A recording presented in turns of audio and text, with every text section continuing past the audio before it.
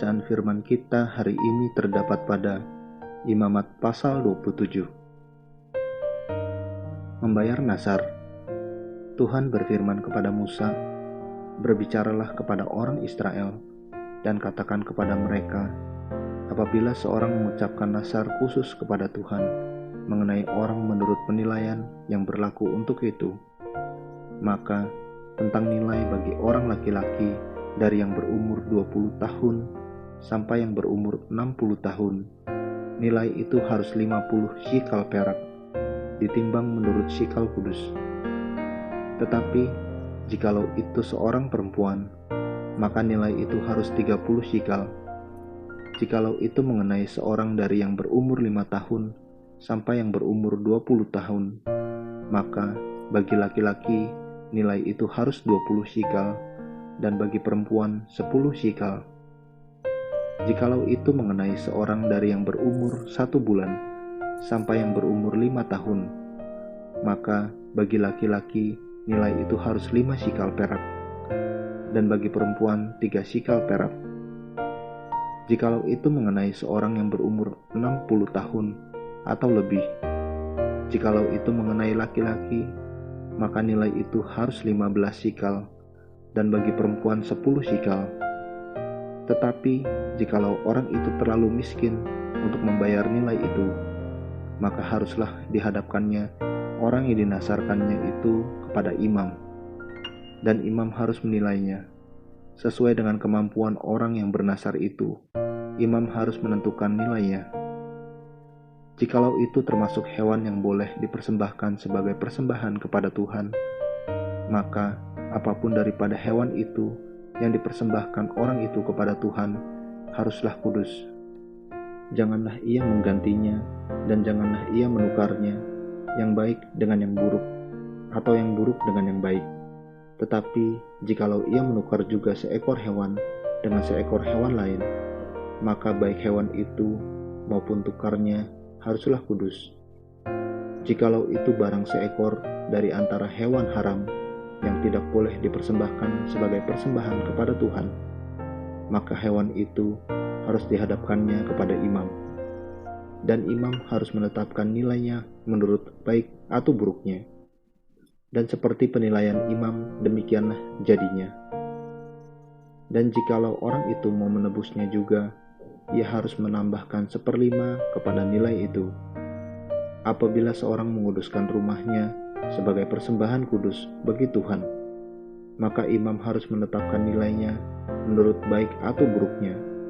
Dan seperti nilai yang ditetapkan imam, demikianlah harus dipegang teguh. Tetapi jikalau orang yang menguduskan itu mau menebus rumahnya, maka ia harus menambah harganya dengan 1/5 dari uang nilainya, dan rumah itu menjadi kepunyaannya pula. Jikalau seseorang menguduskan sebagian dari ladang miliknya bagi Tuhan, maka nilainya haruslah sesuai dengan taburannya, yakni sehomer, taburan benih jelai, berharga 50 shikal perak. Jikalau ia menguduskan ladangnya mulai dari tahun Yobel, maka nilainya haruslah dipegang teguh. Tetapi jikalau ia menguduskan ladangnya sesudah tahun Yobel, maka imam harus menghitung harganya bagi orang itu sesuai dengan tahun-tahun yang masih tinggal sampai kepada tahun Yobel, dan harga itu harus dikurangkan dari nilainya. Dan jikalau orang yang menguduskannya benar-benar mau menebus ladang itu, maka ia harus menambah harganya dengan 1/5 dari uang nilainya, dan ladang itu tetap dimilikinya. Tetapi jikalau ia tidak menebus ladang itu, malahan ladang itu telah dijualnya kepada orang lain, maka tidak dapat ditebus lagi. Tetapi pada waktu bebas dalam tahun Yobel, ladang itu haruslah kudus bagi Tuhan, sama seperti ladang yang dikhususkan bagi Tuhan. Imamlah yang harus memilikinya.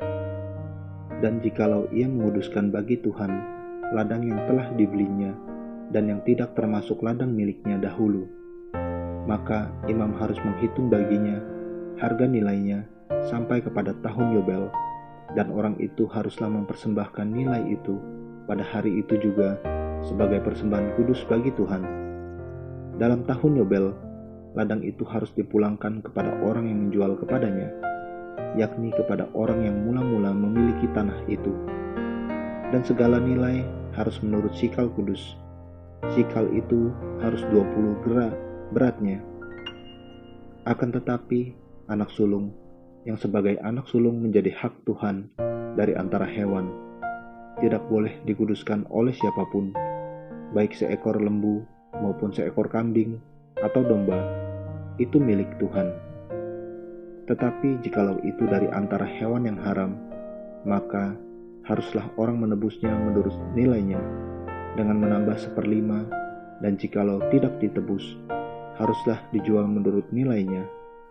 Akan tetapi, segala yang sudah dikhususkan oleh seseorang bagi Tuhan dari segala miliknya, baik manusia atau hewan, maupun ladang miliknya, tidak boleh dijual dan tidak boleh ditebus, karena segala yang dikhususkan adalah maha kudus bagi Tuhan. Setiap orang yang dikhususkan, yang harus ditumpas di antara manusia, tidak boleh ditebus, pastilah ia dihukum mati. Demikian juga segala persembahan persepuluhan dari tanah, baik dari hasil benih di tanah maupun dari buah pohon-pohonan, adalah milik Tuhan. Itulah persembahan kudus bagi Tuhan. Tetapi jikalau seseorang mau menebus juga sebagian dari persembahan persepuluhannya itu, maka ia harus menambah 1/5. Mengenai segala persembahan persepuluhan dari lembu sapi atau kambing domba, maka dari segala yang lewat dari bawah tongkat gembala waktu dihitung, setiap yang ke-10 harus menjadi persembahan kudus bagi Tuhan. Janganlah dipilih-pilih mana yang baik dan mana yang buruk, dan janganlah ditukar. Jikalau orang menukarnya juga, maka baik hewan itu maupun tukarnya haruslah kudus dan tidak boleh ditebus. Itulah perintah-perintah yang diperintahkan Tuhan kepada Musa di Gunung Sinai untuk disampaikan kepada orang Israel. Amin. Terus baca firman-Nya, renungkan dan lakukan dalam kehidupan kita. Tuhan Yesus memberkati.